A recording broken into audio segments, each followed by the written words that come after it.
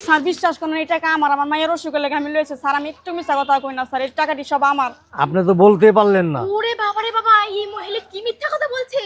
হায় আল্লাহ, এই টাকাগুলো তো আমাদের, আমি তো আপনাকে হিসাব দিলাম না। এই খামের ভিতরে কি আরো এমন কিছু আছে যেটা দিয়ে প্রমাণ করতে পারবেন যে এই টাকাটা আপনাদের?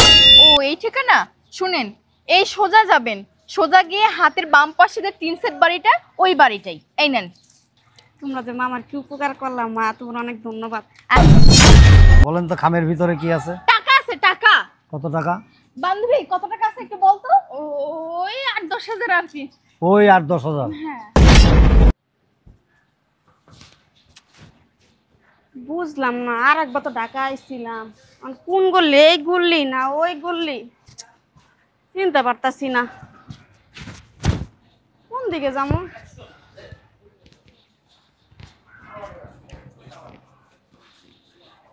ও ভাই, ভাই। জি খালা, কিছু বলবেন? হ্যাঁ আপনারে কইতাছিলাম, জি বলেন। আমি না ঢাকা আর একবার আইছিলাম, আমার মাইয়া ঢাকা থাকে, অনেক অসুস্থ দেখতে আইছি। এই গলিতে থাকে না, কোন গলিতে থাকে ভাই আমি চিনি না। ও, আপনার মেয়ের ঠিকানা আছে? হ ভাই। দেন।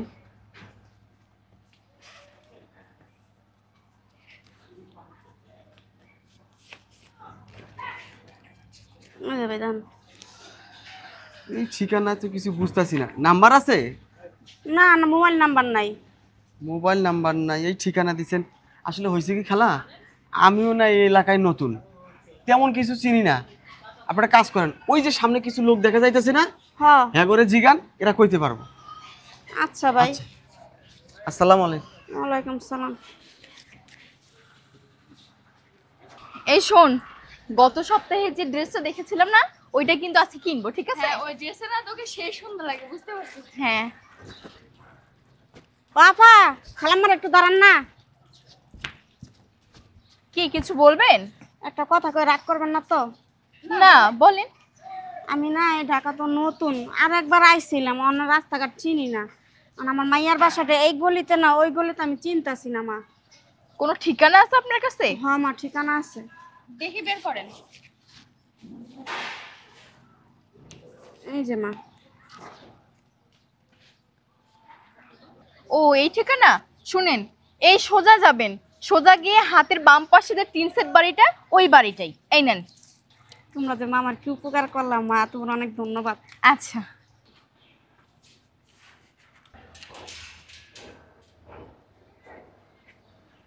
এ আপা শোনেন, এই যে আপনার খাম পড়ে গেছে।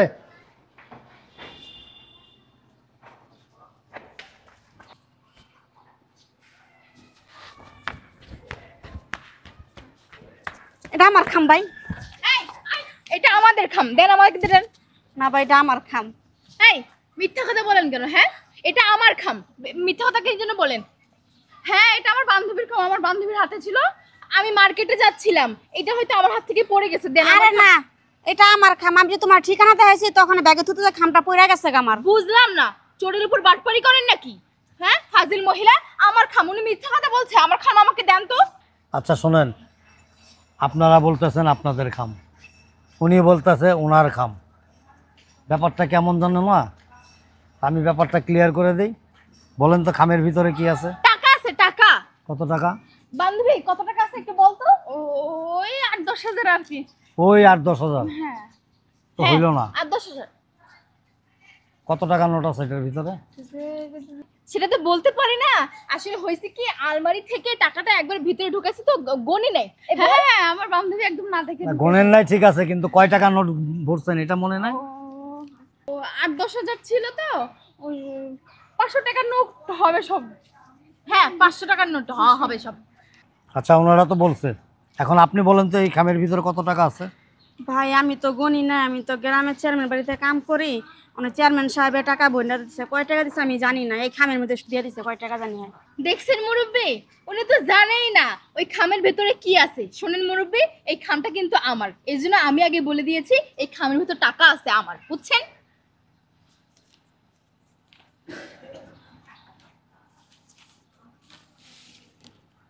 হ্যাঁ এই তো এটা আমার টাকা, আমার টাকা দিয়ে দেন। তুই ব্যাংক থেকে তুলে নিয়ে আসলি না?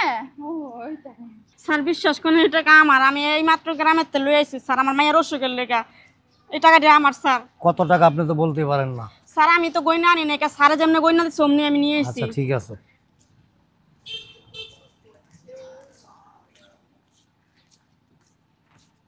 এগারো, 12, 13, 14, 15, 16, 17, 18, 19, 20। কথা তো ওনাদেরটাই ঠিক আছে।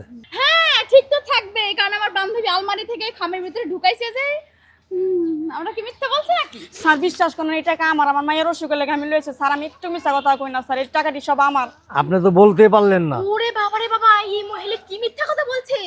হায় আল্লাহ, এই টাকাগুলো তো আমাদের, আমি তো না। আপনাকে হিসাব দিলাম না। দেন দেন না টাকাগুলো দেন। স্যার, আমি করে ঠিকানা দেখাইছি, ঠিকানা দেওয়ানোর সাথে সাথে ঠিকানাটা রাখতে এই টাকাটা পড়ে গেছে আমার হাতে থেকে স্যার। আপনি তো খুব ফাজিল মহিলা, মিথ্যা কথা বলছেন কেন? আরে গ্রাম থেকে আসছে না, এতগুলো টাকা দেখছে আর লোক সামলাইতে পারে নাই। ঠিকই ঠিকই। এই শুনেন, একদম মিথ্যা কথা বলবেন না, এটা আমাদের টাকা।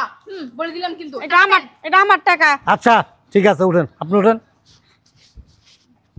এই খামের ভিতরে কি আরো এমন কিছু আছে যেটা দিয়ে প্রমাণ করতে পারবেন যে এই টাকাটা আপনাদের? না না না, শুধু খামি তো মানে বল না। খামের ভিতরে শুধু টাকাই আছে, তাছাড়া আর কি থাকবে? মুরব্বী, আপনি না আমাদের সময়গুলো নষ্ট করতেছে। দেন তো টাকাগুলো দেন, আমরা মার্কেটে যাবো। দেন দেন দেন। আপনি বলেন তো, এই খামের ভিতরে কি আরো এমন কিছু আছে যেটা দিয়ে আপনি প্রমাণ করতে পারবেন যে এই খামটা আপনার এবং এই টাকাগুলি আপনার? স্যার খামে কিছু একটা রাখছি কিন্তু আমার মনে হইতাছে না। মনে পড়বে কিভাবে?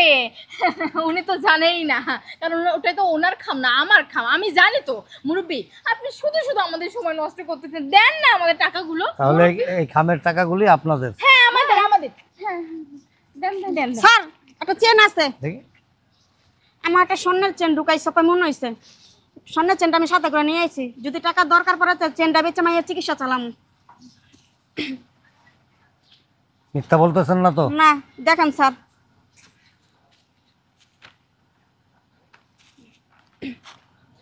এই যে স্যার দেখছেন, এই চেনটা আমি লই আইছি, এটা বেচা যদি টাকা দরকার পড়ে বেচা চিকিৎসা চালাম আমি। কি ম্যাডাম? আমরা যাই, আমাদের মার্কেট করার দেরি হয়ে যাচ্ছে। হ্যালো, এক্সকিউজ মি, কিছু বলবেন মুরব্বী? টাকাগুলো নিয়ে যাবেন না? হ্যাঁ হ্যাঁ হ্যাঁ, না না না, না, আসলে আমি ভুল করে বলেছি। এমন খাম একটা আমার ব্যাগেও আছে। দেখি বের করেন। না মানে এখন ব্যাগের চেন খোলা যাবে না তো, ওই থাকেন। এই যে এক্সকিউজ মি, বারবার দৌড় দিচ্ছেন কেন? ব্যাগের মধ্যে না আরেকটা খাম আছে, এরকম একটু বের করেন দেখি। কি রে, আমি খামের ভিতরে টাকাটা ঢুকালাম না? আমি তো দেখলাম যে খামের ভিতরে টাকা ঢুকে তুই ড্রেসিং টেবিলের সামনে রাখলি, তুই নিছিস কিনা আমি কেমন করে? ও মুরব্বী, আসলে ভুল হয়েছে, মানুষ মাত্রই তো ভুল হয়। এই জন্য মনে করছিলাম আমার খামটা বাসায় রেখে আসছি ভুলে। এখন কোথায় যাচ্ছেন? ও যে মার্কেটে। এই মার্কেটে গিয়ে গেলি করেন নাকি? না না না না, এই যে এখানে দাঁড়ান, এক পা এখান থেকে নড়বেন না। মার্কেটে গিয়েও কি এরকম করেন নাকি? মানে যা কেনাকাটা পছন্দ করেন, কেনাকাটা করে দোকানদারকে বলেন টাকা তো একটু আগে দিলাম, এরকম বলেন না? না না না আমাদেরকে দেখে কি ওটা মনে হয়? না মনে হয় না। আপনারা দুজনে খুব সুন্দরী, রূপসী, রূপবতী, আর এই রূপসী এই রূপ দিয়েই তো মানে চিটারি বাটপারি করেন নাকি? না না এই যে মুখ সামলে কথা বলবেন। একটা চটকনা রুম, একটা দাঁতগুলি মাটিতে ফেলাই দেবো। বান্ধবী, তুই না সেদিনও মার্কেটে গিয়ে 2000 টাকা হাতে নিয়ে হারাই ফেললি। হ্যাঁ তুই না সত্যিই খুব মন ভোলা। আসলে মুরব্বী ওই খুব মন ভোলা। আমরা এখন যাই। চল। এই যে সামনে কিন্তু থানা। থানা থানা। এই যে খুব নিরীহ গরিব মানুষ, অত্যন্ত গরিব, শুধু গরিব না অত্যন্ত গরিব, এবং গ্রামের সহজ সরল মানুষ। ঢাকা শহরে আসছে, রাস্তাঘাট চিনে না, কোথায় যাবে হয়তো সেই ঠিকানাটাই খুঁজতেছে। তার উপরে তার মেয়ে অসুস্থ, চিকিৎসার জন্য ঢাকা শহরে আসছে। দেখেন মানুষ কতটা কষ্টে পড়লে, কতটা বিপদে পড়লে যে নিজের ব্যবহারের জিনিস বিক্রি করার জন্য উদ্যোগ নেয়।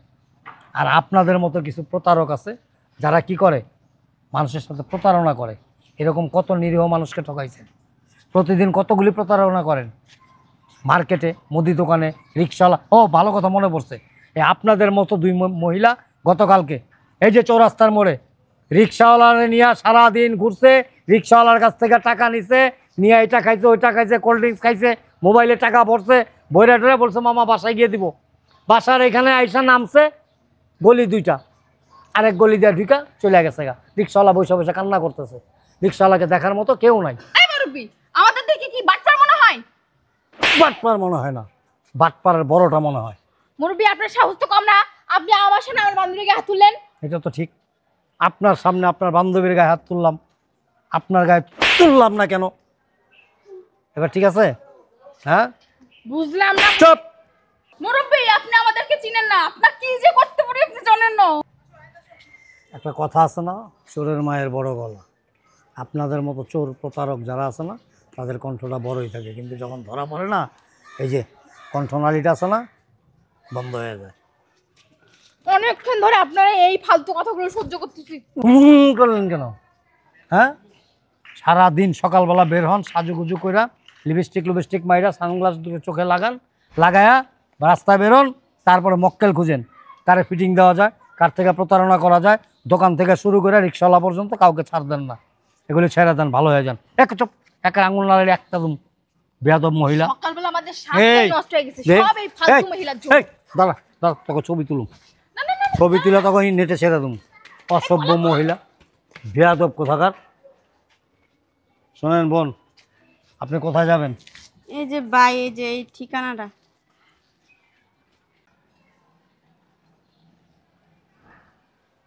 এই ঠিকানা যাবেন না? হ ভাই। ঠিকানা আপনাকে বলে দিতেছি, ধরেন এটা।